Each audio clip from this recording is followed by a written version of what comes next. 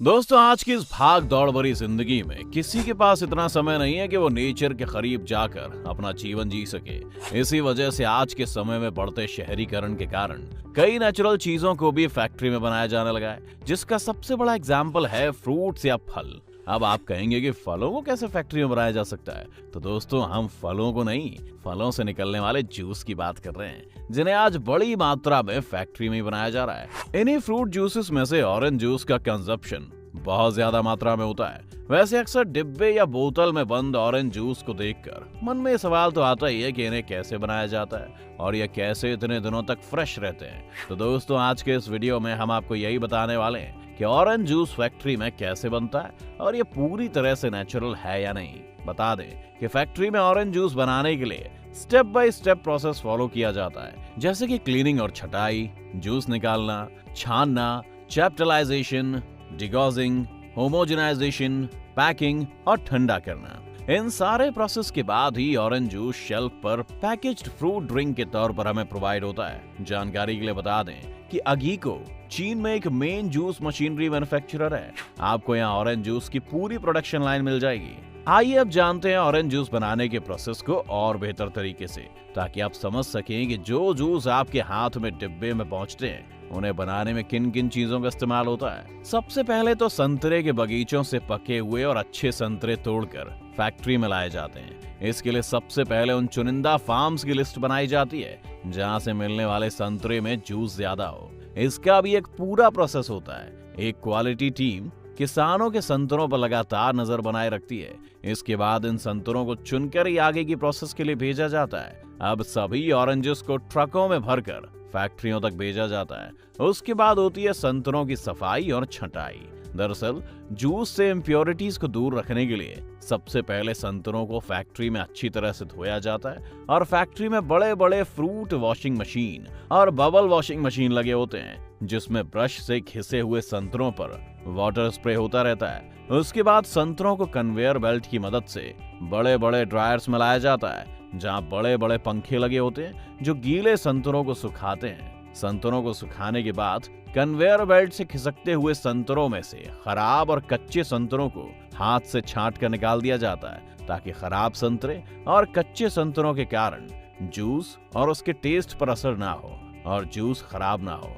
अगर ये कच्चे संतरे नहीं हटाए जाएं, तो ये जूस के पीएच स्केल को भी बदल देते हैं, जिसके कारण पूरा प्रोसेस थोड़ा जटिल हो जाता है। साथ ही जूस के स्वाद में भी इसका असर पड़ता है। अब बारी आती है साफ और धुले हुए संतरों से जूस निकालने की, जिसके लिए सारे फ्रेश संतरों को एक कंटेनर में डाला जाता है। वैसे क्या आप जानते हैं कि खट्टे फलों में छिलके में नारंगीन और लिमोरन जैसे एलिमेंट्स होते हैं जो गर्म करने के बाद घुल जाते हैं और जूस को कड़वा कर देते हैं। इसीलिए जूस निकालने से पहले संतरे का छिलका अलग कर दिया जाता है। फैक्ट्री में संतरे के छिलकों को निकालने के लिए भी मशीन का यूज किया जाता है। इस मशीन से पल्प और छिलका अलग हो जाता है और संतरों के बीज को भी अलग निकाल दिया जाता है, जिसके बाद पल्प को प्रेस करके जूस निकाल लिया जाता है और उसे कंटेनर में इकट्ठा कर लिया जाता है। अब क्योंकि फैक्ट्रीज में काफी बड़े पैमाने पर जूस बनता है, ऐसे में इसमें कुछ भी हार्मफुल एक्सट्रैक्ट्स ना आ जाएं। इसके लिए जूस को छाना जाता है, ताकि किसी भी कारण जूस के टेस्ट पर इम्पैक्ट ना पड़े।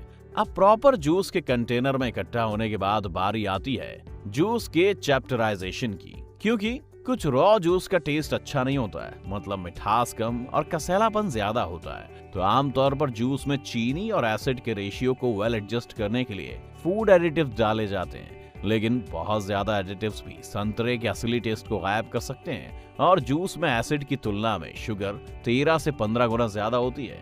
डी गैसिंग और डी ग्रीजिंग। ऑरेंज जूस की प्रोसेसिंग के दौरान फ्रूट के सेल्स में पाई जाने वाली इम्प्लाइड गैस भी जूस में मिल जाती है और पार्टिकल से जुड़ जाती है, तो उस समय जूस मैंडेटरी रूप से एयर के कांटेक्ट में आता है और ऑरेंज जूस में जो ऑक्सीजन ऑलरेडी एग्जिस्ट करता है वो विटामिन सी के लिए डिस्ट्रक्टिव होता है और स्वाद और रंग खराब कर देता है। तो इन कारणों से हीटिंग से पहले डीगैसिंग की जाती है। पास्चराइजेशन। अब जूस तो बन गया, लेकिन बड़े ब्रांड्स के लिए उन्हें एक टास्क ये भी होता है कि वो जूस लंबे समय तक प्रिजर्व रह सके और खराब ना हो। ऐसे में पास्चराइजेशन सिर्फ खराब बैक्टीरिया को ही खत्म नहीं करता है, बल्कि उन एंजाइम्स को भी इनएक्टिव करता है जो केमिकल चेंजेस का रीजन बन सकते हैं, जिसके कारण जूस खराब हो सकता है।